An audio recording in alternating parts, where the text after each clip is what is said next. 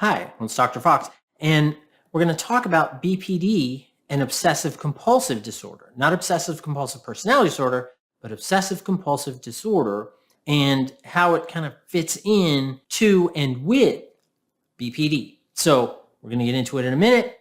Please like, share, and subscribe and comment, and let's get into it.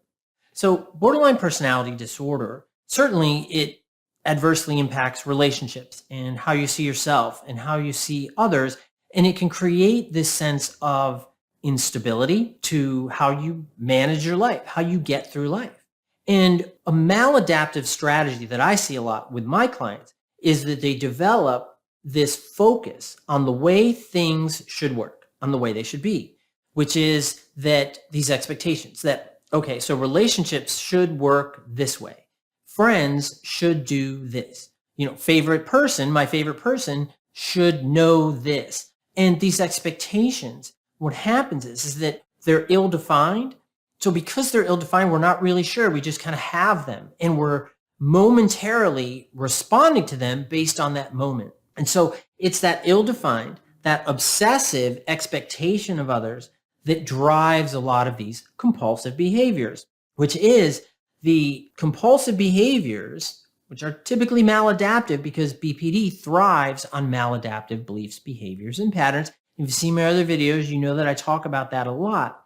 So the compulsive maladaptive behaviors typically that they reduce the anxiety associated with those obsessive thoughts about how relationships should be, about how people should behave, about how people should treat me, about how people treat one another, so on and so forth. So looking at these components of OCD, and they are because you have obsessive beliefs and that the anxiety, frustration, or agitation associated with those obsessive beliefs are decreased when you engage in these maladaptive compulsive behaviors. So when we look at those compulsive behaviors, because you engage them over and over and over again to lessen the agitation and frustration and fear and stress and so on and so forth, those negative feelings, which certainly could be that core content that I talk about a lot with BPD, which could be core content of abandonment, emptiness, or rejection sensitivity. So those obsessive fears and components I just mentioned. So you engage in the compulsive behavior so it lessens it. Now, certainly OCD and related issues can manifest in a lot of different ways. So it could be preoccupation with details, just as I mentioned, in those relationships, or expectations of how people should behave or how you should be perceived or so on and so forth. So it becomes the OCD component. It is a preoccupation with those details. Now, there's a lot of different ways that these obsessions, right, can manifest. Just like I mentioned, it can be about expectations. It can be fear of contamination.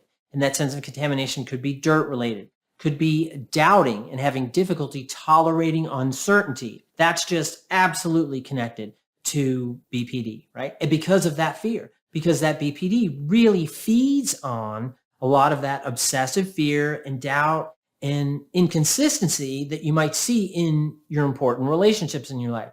And you need to have things orderly and they have to be symmetrical, meaning they have to be lined up and make sense. Also, this tendency for really aggressive, terrible thoughts about losing control and harming yourself or others. And individuals with BPD, because of that component, that BPD component of impulsivity, we see a lot of self-harm that can relate to OCD issues and factors as well. Now, there's a lot of unwanted thoughts, obsessive unwanted thoughts. Now, everybody, because we got to normalize some of this too, is that everybody has thoughts that are peculiar or weird or strange. Everybody has them. Like stuff will pop in your head. This is everybody, right? Mother Teresa had them too. Everybody. That pops in your head and you're like, whoa, where'd that come from? That's wacky. And then you just have to let it go. Just blow it away. But what happens is if you're uncertain about yourself, and individuals with BPD, because of that unstable self-image, those thoughts, they can really impact that individual in an adverse way. And those unwanted thoughts, whether they're aggression, sexual or religious themes, or any other theme that creates a lot of discomfort and dissonance, that because you don't know yourself, it's harder to dismiss it. So then it becomes obsessive. When it becomes obsessive, where do we go? compulsive behaviors in order to lessen it. So it's really common. Now, statistically, and you might think, so there's probably a huge comorbidity between BPD and OCD. It's really just about 5%. 5% of individuals with BPD also have or qualify for OCD. Now, what's important to realize is that means that you qualify for the full BPD disorder, which is rare. Those individuals, out of that group, about 5% also qualify for the full disorder of obsessive-compulsive disorder. So it's actually quite rare. When we look at it, we see in the United States about 1.2% of adults have been diagnosed with OCD. That's not BPD, OCD. Now, in Canada, approximately 2% of the population has been found to have OCD. United Kingdom, about 1.2 million people, which is about 1.7%. In Australia, it's around 2%. In India, it's about 0.6%. And then in China, it is estimated for a lifetime prevalence to be about 0.8%. So OCD is all around the world. Absolutely. But remember, I talked about that BPD group, the people that fully qualify. Remember, for OCD, those stats I just gave you, that's everybody who qualifies for that. Well, in BPD, about 1.6% of the general population, that's everybody, right? About 1.6% qualify for the full BPD disorder. So we have a small section here and a smaller section here that are going to have that overlap. However, a lot of individuals with BPD that are watching this are like, yeah, but I have a lot of those traits, a lot of those symptoms, and that's true. They may not qualify for the full OCD because those obsessive compulsive behaviors and thoughts, they don't create enough socioeconomic dysfunction. They're not disruptive enough for the individual, and they fall more under that BPD. So it gets muddy. It can get really, really muddy, right? So what's important to realize is not necessarily focusing on the number, but to focus on what it means for you. That if you feel like you have BPD, you have those unstable relationships, you have that unstable sense of self, is that it's hard to see yourself in one particular way consistently. And you have this impulsivity that you engage in order to manage abandonment fears, emptiness, rejection sensitivity, things of that nature. And there's a high probability of threats of self-harm, engaging in self-harm, things of that nature. Again, I'm not going to go through all of the symptoms. There's a lot of videos that I've done on that you can check out. But the point is that if you feel like you have these components of BPD, it makes sense to have a lot of these issues and concerns that also relate to OCD. And you don't have to fall directly into that.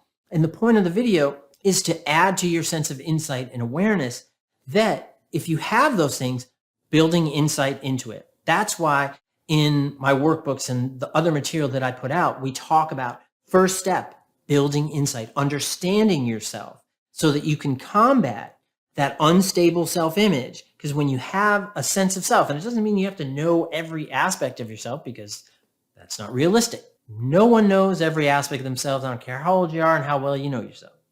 It just doesn't happen.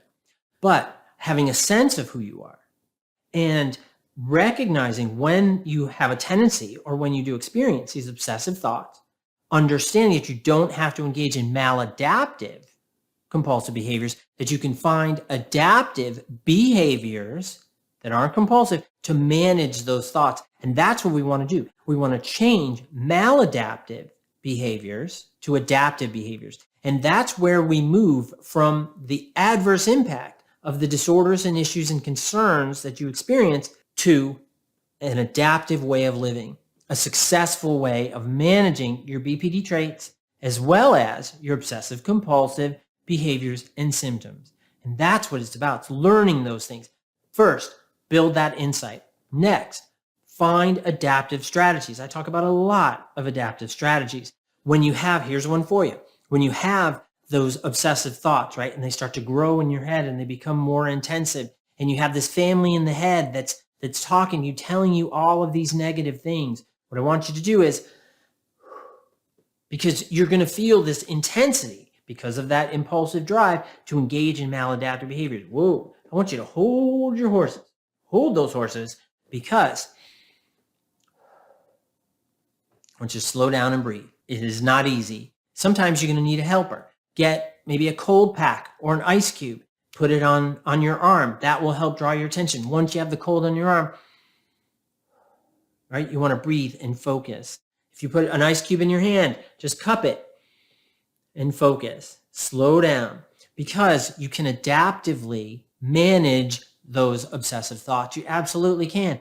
A great way, again, once you've calmed down and you've refocused and you're like not immediately driven, impulsively driven to engage in that maladaptive behavior, write it out.